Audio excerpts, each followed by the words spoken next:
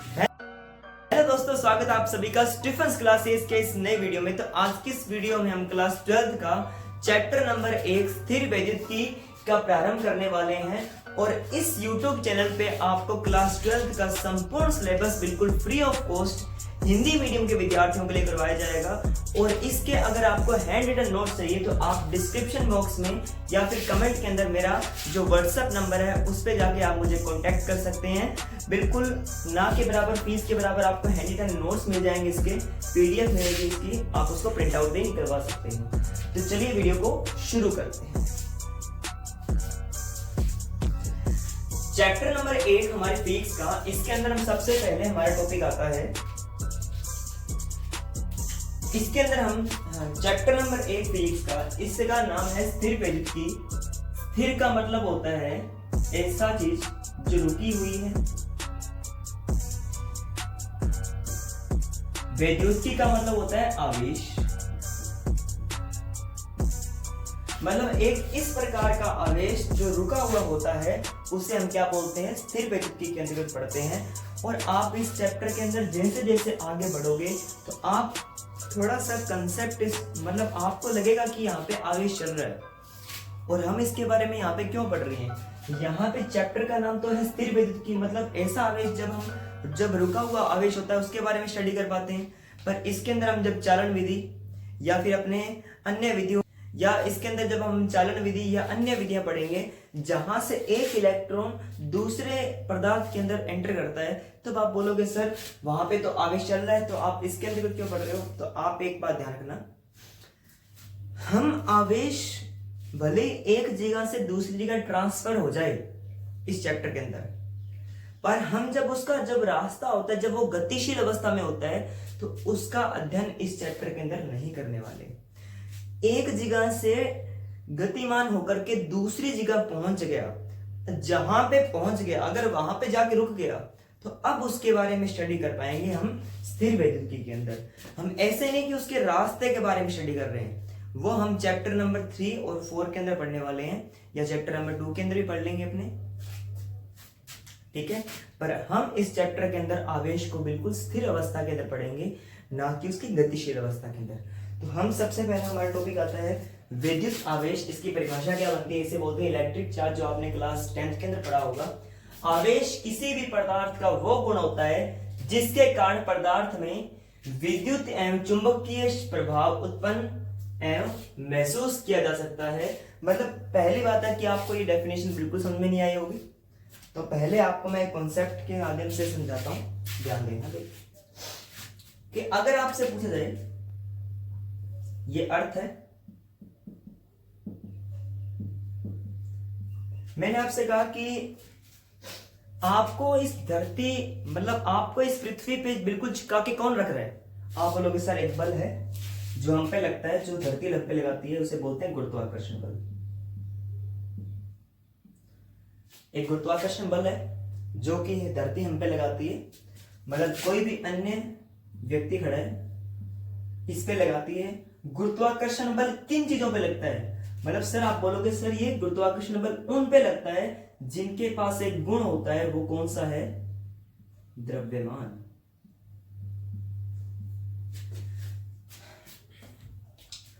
आप ये पूछोगे कि सर गुरुत्वाकर्षण बल क्यों लग रहा है, कौन लगा रहा है, किस कारण से लग रहा है, तो आप बोलोगे सर इसके पास भी क्या है, पृथ्वी का भी क्या है, द्रव्यमान लग रहा है। मतलब द्रव्यमान एक ऐसा गुण है जो गुरुत्वाकर्षण बल को उत्पन्न कर रहा है। गुरुत्वाकर्षण बल एक ऐसा बल है जो द्रव्यमान पे निर्भर कर रहा है। अगर किसी का द्रव्यमान ज्यादा है, हमारी धरती का द्रव्यमान ज्यादा है, तो हम पे गुरुत्वाकर्षण बल लगाती है। हमारा द्रव्यमान कम है तो हम पृथ्वी पे गुरुत्वाकर्षण बल बहुत ना के बराबर लगाते हैं, जो कि न के बराबर है, नगण्य है, ठीक है। तो हमारे पास एक ऐसा गुण है द्रव्यमान जिससे हम गुरुत्वाकर्षण बल को उत्पन्न भी कर सकते हैं और उसे हम महसूस भी कर सकते हैं। तो ऐसी चीज को हम क्या बोलते हैं, गुरुत्वाकर्षण बल बोलते हैं। सेम टू सेम परिभाषा इसी के अंदर है। आवेश किसी भी पदार्थ का वो गुण होता है जिसके कारण वो विद्युत क्षेत्र या चुंबकीय क्षेत्र को महसूस कर सकता है या फिर उसे उत्पन्न कर सकता है। जिस प्रकार गुरुत्वाकर्षण बल को उत्पन्न कर सकती है पृथ्वी और हमारे द्वारा उसको महसूस किया जा सकता है, तो ऐसे बल को हम गुरुत्वाकर्षण बल बोलते हैं। और इसके अंदर हमने पढ़ लिया कि इसे विद्युत आवेश के नाम से जाना जाता है। ठीक है, आई होप कि आपको ये चीज समझ आई होगी। अब सबसे पहली बात, आपको ये चीज बिल्कुल डाउट रहेगा कि विद्युत क्षेत्र और चुंबकीय क्षेत्र क्या चीज होती है। ठीक है, एक बार के लिए आप इसको बिल्कुल फैक्ट की तरह याद कर लोगे। धीरे धीरे आप जैसे जैसे स्टेप में आगे बढ़ोगे तो आपको ये चीजें समझ में आती रहेगी। अगर किसी भी इलेक्ट्रॉन का वेग 0 है, मतलब आवेश जब रुका हुआ होता है तो वो एक ही प्रकार का क्षेत्र उत्पन्न करता है जिसे बोलते हैं विद्युत क्षेत्र। ठीक है, जब आवेश बिल्कुल रेस्ट पोजीशन पे है, विरामावस्था के अंदर है, तो वो एक ही क्षेत्र उत्पन्न करता है, उसे बोलते हैं विद्युत क्षेत्र। अगर कोई ऐसा इलेक्ट्रॉन या कोई ऐसा आवेश है जो नियत चाल से बिल्कुल फिक्स स्पीड से चल रहा है, तो वो दो तरह के क्षेत्र उत्पन्न करता है, विद्युत क्षेत्र और चुंबकीय क्षेत्र। विद्युत क्षेत्र और चुंबकीय क्षेत्र, ई का मतलब विद्युत क्षेत्र, बी का मतलब चुंबकीय क्षेत्र। अगर कोई ऐसा इलेक्ट्रॉन या आवेश है जो समय के साथ अपनी स्पीड को बढ़ा भी रहा है और घटा भी रहा है, तो उसके अंदर हम तीन प्रकार के क्षेत्र उत्पन्न करते हैं, विद्युत क्षेत्र, चुंबकीय क्षेत्र और उसके साथ साथ में ऊष्मा भी उससे बाहर निकलती है। तो ये तीनों की तीनों चीजें हमारे एग्जाम के अंदर बहुत ही ज्यादा इंपॉर्टेंट रहती है। आपको जैसे जैसे चैप्टर आगे बढ़ेगा, इनके जो कंसेप्ट हैं वो आपको बिल्कुल क्लियर होते जाएंगे कि विद्युत क्षेत्र क्यों उत्पन्न होता है, यहाँ पे चुंबकीय क्षेत्र क्यों उत्पन्न होता है, यहाँ पे ऊष्मा क्यों उत्पन्न होती है। ये धीरे धीरे चैप्टर में आपको समझ में आता रहेगा, कॉन्सेप्ट क्लियर होते रहेंगे। एक बार के लिए इसको आप याद कर लेंगे। आवेश के बारे में हमने समझ लिया कि आवेश की डेफिनेशन क्या होती है। अब आप बात करते हैं कि आवेश कुल कितने प्रकार के होते हैं। तो आवेश होते हैं दो प्रकार के, एक होता है धनावेश, एक होता है ऋणावेश। जिसके ऊपर प्लस आता है उसे बोलते हैं धनावेश और जिसके ऊपर माइनस आता है उसे बोलते हैं ऋणावेश बोलते हैं। जिसके ऊपर प्लस आए और जिसके ऊपर माइनस आए उसे धनावेश और इसे ऋणावेश बोलते हैं। अब इसको समझते हैं कि किस प्रकार धनावेश बनता है, किस प्रकार ऋणावेश बनता है, ये समझते हैं जरा। एक एग्जांपल के माध्यम से आपको समझाता हूं। थोड़ा जगह की शॉर्टेज है, यहीं पे बना देता हूं, यहां पे बना देता हूं, यहां पे समझाता हूं। चलो यहां पे देखते हैं। मैंने कहा कि Na, आप बोलोगे सर ये 11 नंबर पे आता है सोडियम। अगर ये 11 नंबर पे आता है, इसका परमाणु क्रमांक 11 है, तो हमने क्लास 10th में पढ़ा था, तो इसके पास 11 ही इलेक्ट्रॉन होंगे और इसके पास 11 ही प्रोटॉन होंगे। अगर आपसे पूछा जाए नेट चार्ज कितना होगा, तो आप बोलोगे सर 0। नेट चार्ज का मतलब होता है कुल आवेश कितना है इसके ऊपर, 0, कोई भी आवेश नहीं है। इसका इलेक्ट्रॉनिक विन्यास लिखते हैं तो वो होता है 2 8 1। इसके बाह्यतम कोश में इसको अपना अष्टक पूरा करने के लिए या तो 7 इलेक्ट्रॉन और चाहिए या अपना 1 इलेक्ट्रॉन निकाल करके अपने बाहर वाले कोश में 8 इलेक्ट्रॉन पूरा कर ले। तो सोडियम क्या करता है, 7 इलेक्ट्रॉन लेने आसान है या 1 इलेक्ट्रॉन देना आसान है? तो बिल्कुल सही बात है आपकी, 1 इलेक्ट्रॉन देना आसान है। 7 इलेक्ट्रॉन लेने में बहुत ज्यादा ऊर्जा लगेगी, 1 इलेक्ट्रॉन निकालने में कम ऊर्जा लगती है। ठीक है, तो ये अपना 1 इलेक्ट्रॉन निकालता है।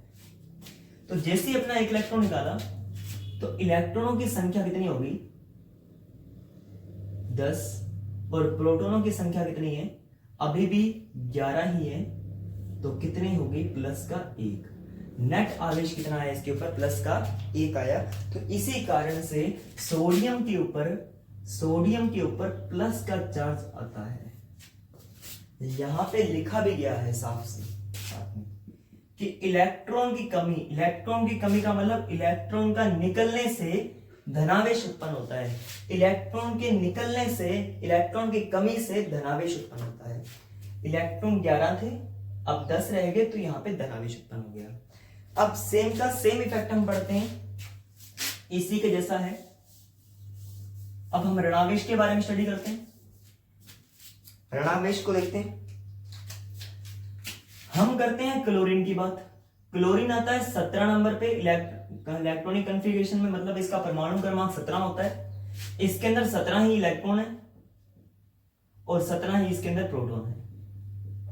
ठीक है, अगर हम इसका इलेक्ट्रॉनिक विन्यास लिखें तो वो क्या होता है, 2 8 7। ठीक है, अब आपका एक जवाब होगा कि सर अगर इसको अपना अष्टक पूरा करना है, इसको अपने बाहर वाले कोश में 8 इलेक्ट्रॉन को पूरा करना है, तो या तो ये 1 इलेक्ट्रॉन ले ले तब 8 हो जाएंगे, या अपने पास जो 7 इलेक्ट्रॉन पड़े हैं वो सातों के सातों निकाल दे तो अपने बाहर वाले कोश में 8 इलेक्ट्रॉन पूरा कर लेगा ये। तो भाई 1 इलेक्ट्रॉन लेना आसान है, 7 इलेक्ट्रॉन निकालना आसान है। तो 1 इलेक्ट्रॉन लेना आसान है यहाँ, तो इसीलिए क्या करता है ये 1 इलेक्ट्रॉन ग्रहण करता है, तो अब इसके पास इलेक्ट्रॉन हो जाएंगे 18 और प्रोटॉन उतने ही रहेंगे, कितने 17। अगर आप इससे आपसे पूछे जाए नेट चार्ज कितना आएगा तो आप बोलोगे सर -1। तो इसीलिए क्लोरीन के ऊपर -1 चार्ज आता है, क्लोरीन के ऊपर -1 चार्ज आता है। तो ऋणावेश कब उत्पन्न होता है, जब इलेक्ट्रॉन की अधिकता, अधिकता का मतलब होता है जब इलेक्ट्रॉन कम थे उसके बाद में आपने 1 इलेक्ट्रॉन को जोड़ा तो 1 माइनस आएगा, 2 इलेक्ट्रॉन जोड़े तो 2 माइनस आएगा। तो इस प्रकार आवेश उत्पन्न होता है। धनावेश कब बनता है, जब इलेक्ट्रॉन की कमी आती है। ये ऋणावेश कब बनता है, जब इलेक्ट्रॉन की वृद्धि होती है, इलेक्ट्रॉन में अधिकता होती है, तब ऋणावेश उत्पन्न होता है। आई होप कि आपको ये कॉन्सेप्ट भी धनावेश और ऋणावेश का बिल्कुल समझ में आ गया होगा। आगे देखते हैं।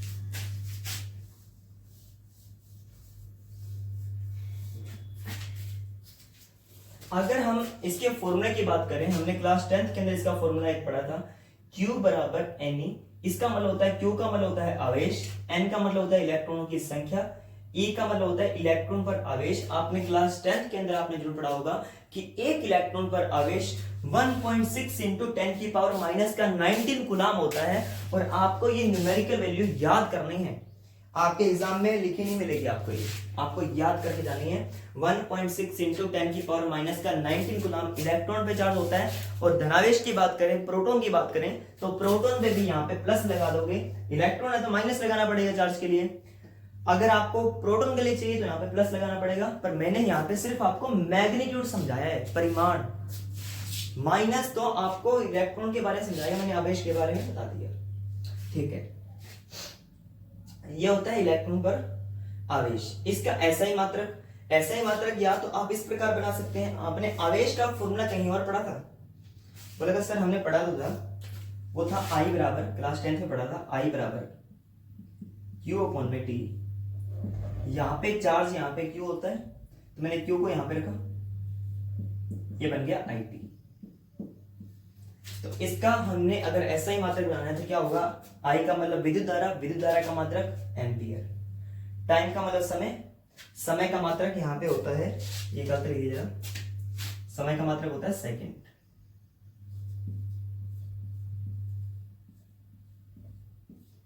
एम्पियर इंटू सेकंड बड़ा नाम लिखा गया है। और इसको ही शॉर्ट फॉर्म के अंदर अपने ही नाम पे साइंटिस्ट ने रख दिया, इसका नाम रखा कूलम।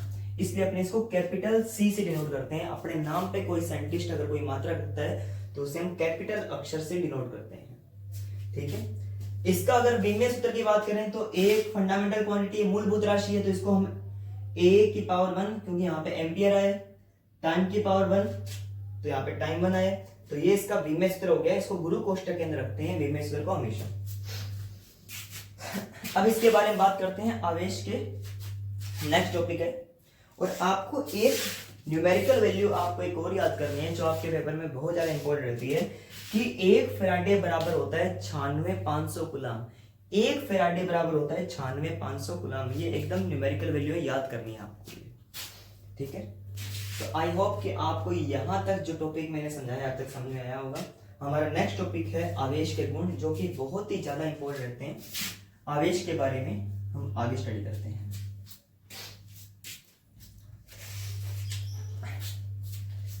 आवेश एक अदिश राशि है। आवेश सिर्फ आपको प्लस और माइनस के बारे में बताता है। आपको इसमें आपको दिशा की आवश्यकता नहीं होती। ये सुना कि आप ये बोल दो कि इधर की तरफ धनावेश है, इधर की तरफ ऋणावेश है, इधर की तरफ धनावेश है, इधर की तरफ ऋणावेश है, मतलब आपको यहाँ पे दिशा की आवश्यकता नहीं है। आपको सिर्फ बोलना है धनावेश और ऋणावेश। तो ये कैसी राशि है, अदिश राशि है। आवेश का स्थानांतरण किया जा सकता है जब हम किसी भी चीज को रब करते हैं। जैसे आपने देखा होगा बचपन में, आपने कागज को जैसे काट लिया छोटे छोटे हिस्सों में, स्केल से जब रब करते हैं अपने, तो क्या होता है, या तो स्केल के इलेक्ट्रॉन हम में प्रवेश करते हैं या हमारे जो बालों के अंदर जो इलेक्ट्रॉन है वो स्केल के अंदर प्रवेश करते हैं, तो उस स्केल के ऊपर चार्ज उत्पन्न होता है, आवेश उत्पन्न होता है, या तो वो धनावेश होगा या फिर वो ऋणावेश होगा। जैसे ही चार्ज को उनके पास लेके आते हैं तो उनमें आकर्षण या प्रतिकर्षण होता है, आपने देखा हो जरूर होगा। तो यहाँ पे देखो आवेश का स्थानांतरण होता है, जब कोई चीज दो आप करोगे तो भाई इलेक्ट्रॉन का ट्रांसफर होता ही है, ठीक है, नॉर्मली बात है। आवेश सदैव द्रव्यमान से संबंधित रहता है, ये बहुत ही ज्यादा इंपॉर्टेंट बात है। जिसके पास द्रव्यमान है वो ही आवेश उत्पन्न कर सकता है, जिसके पास द्रव्यमान नहीं है वो आवेश उत्पन्न नहीं कर सकता, ठीक है। आवेश अपरिवर्तनशील राशि है, आवेश कभी बदलता नहीं है। किसी के ऊपर प्लस का 2 कूलम चार्ज है तो हमेशा 2 कूलम चार्ज ही रहेगा, बदलेगा नहीं। तो अब इसके बारे में एक पॉइंट और लिख सकते हैं,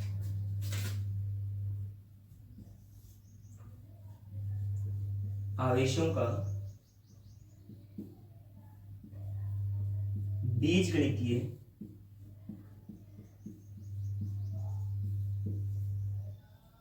योग होता है।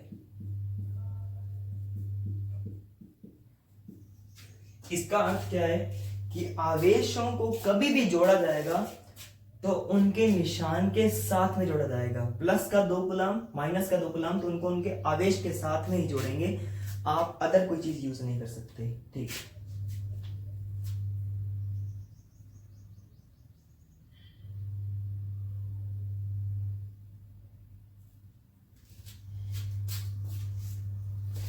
एक छोटी, अब इसके अंदर हम 6th पॉइंट भी लिख सकते हैं। 6th पॉइंट में जरा यहां पे लिख रहा हूं कि आपको जरा शो हो जाए कि अगर किसी चीज पे प्लस प्लस, अगर किसी चीज पे माइनस या फिर माइनस, जिसे हम क्या बोलते हैं, ये दोनों आवेश किस प्रकार के हैं, ये है आवेश सजातीय आवेश बोलते हैं इनको, सजातीय आवेश।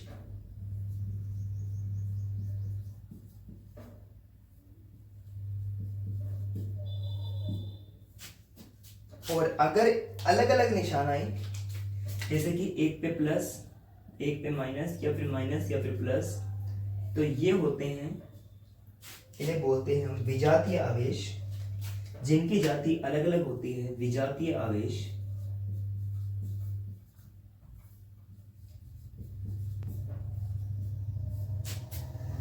तो अब आपको ये समझना पड़ेगा भाई, देखो ध्यान से सुनना। एक लड़का है, एक दूसरा लड़का है, एक लड़की है, एक दूसरी लड़की है। अब ये बताओ, क्या लड़का लड़के से बात करने में कंफर्टेबल है? नहीं है। लड़के लड़की से बात करने में कंफर्टेबल है? नहीं है। कंफर्टेबल कब आता है? क्योंकि लड़का लड़के को पसंद थोड़ा करेगा कभी, लड़की लड़की थोड़ा पसंद करेगी कभी। हमारा एक ह्यूमन नेचर है, हम अपोजिट जेंडर के साथ में हम कनेक्ट ज्यादा कर पाते हैं, हम ज्यादा कंफर्टेबल अपने आप को फील कर पाते हैं। तो इन दोनों में प्लस, मतलब ये एक मान के चलो, प्लस प्लस नहीं बोल सकते अपने नॉर्मली। ये क्या है, ये एक लड़का है, ये लड़का है, इनमें कंफर्टेबल नहीं है, लड़की है लड़की कंफर्टेबल नहीं है, तो इसलिए एक दूसरे से दूर भागते हैं, बोलते हैं प्रतिकर्षण। जब इन दोनों की जाति सेम है तो इसे बोलते हैं प्रतिकर्षण, इनमें प्रतिकर्षण हो रहा है। अगर क्या है, आप इनके सामने ले आओ, देखो एक लड़का ले, एक लड़की ले, इस प्रकार से इसकी आंखें हैं, ये एक आंख वाला, एक मुंह वाला, बस ऐसा है। तो अब ये क्या है, अपने आप में बिल्कुल कंफर्टेबल है, इनमें आपस में अपने प्यार मोहब्बत की बातें आराम से हो सकती है, ठीक है। तो ये आपस में कंफर्टेबल ज्यादा रहते हैं, इनमें अट्रैक्शन ज्यादा होता है, क्योंकि हमारा अपोजिट लिंग की तरफ ज्यादा अट्रैक्शन रहता है। तो इनमें क्या रहता है, इनमें होता है आकर्षण, इनमें होता है आकर्षण। आई होप कि आपको आवेश के बारे में सब कुछ समझ में आया होगा। मैंने काफी बड़ी वीडियो बना दी, पर आई होप कि आपको आवेश के बारे में पूरी तरह समझ में आया होगा। आवेश के बारे में बिल्कुल जीरो लेवल से मैंने आपको स्टार्ट किया है, इसकी परिभाषा से लेके बिल्कुल एंडिंग तक सारे पॉइंट्स को मैंने आपको कॉन्सेप्ट के साथ सिखाया है, रट्टा एक चीज का नहीं माना। आवेश किसी भी पदार्थ का वो गुण होता है जिसके कारण वो विद्युत या चुंबकीय क्षेत्र उत्पन्न कर सकता है या महसूस कर सकता है, उसे हम बोलते हैं आवेश।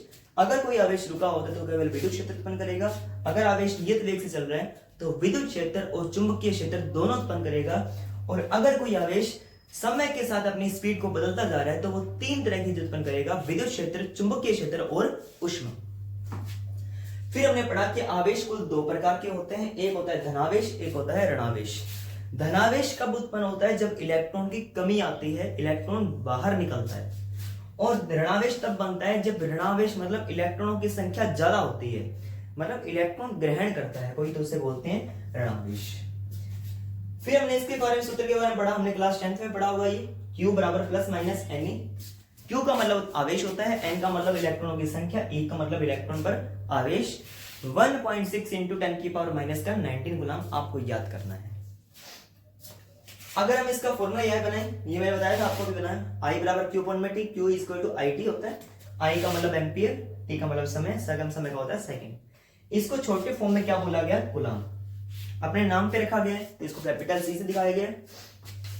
और आपको एक इंपॉर्टेंट फैक्ट की तरह याद करना है कि एक फेराडे बराबर होता है, एक फेरेड बराबर होता है 96,500 गुलाम। 96,500 गुलाम इंपॉर्टेंट वर्ड है, याद रखना। इंपॉर्टेंट ये नंबर की वैल्यू है, याद रखना। विमेय सूत्र की बात करें, विद्युत धारा के लिए A यूज करते हैं, टाइम के लिए T यूज करते हैं, तो A1 T1 आ गया। आवेश एक अदिश राशि है, ये आपको समझा दिया। आवेश का स्थानांतरण किया जाता है, एक से दूसरी जगह ट्रांसफर होता है, ठीक है, समझ में आ गया होगा। आवेश सदैव द्रव्यमान से संबंधित रहता है, जो जिसके अंदर द्रव्यमान है केवल वही आवेश उत्पन्न कर सकता है, अन्य नहीं कर सकता। आवेश अपरिवर्तनशील रहता है, आवेश कभी बदलता नहीं है, +2 है तो +2 ही रहेगा, +3 है तो +3 ही रहेगा। आवेशों का बीजगणितीय योग होता है, बीजगणितीय योग अलजेब्रिक एक्सप्रेशन होता है, मतलब आवेशों को उनके चिन्ह के साथ जोड़ा जाता है, चिन्ह के साथ जोड़ते हैं प्लस और माइनस को, ठीक है। और छठा पॉइंट हमारा रहा कि प्लस प्लस या माइनस माइनस सजातीय आवेश होते हैं और प्रतिकर्षण होते हैं, प्लस माइनस में आकर्षण होता है, विजातीय आवेश होते हैं। तो आज की इस वीडियो को इतना ही। वीडियो अच्छी लगे तो वीडियो को लाइक करें, चैनल को सब्सक्राइब जरूर करें। अगर आपका कोई भी डाउट रहा है तो कमेंट सेक्शन में जरूर लिखिए, और वीडियो अच्छी लगी तो वीडियो को लाइक करें, चैनल को सब्सक्राइब करें, अपने दोस्तों के अंदर शेयर भी करें। चलो, जय good day and bye bye.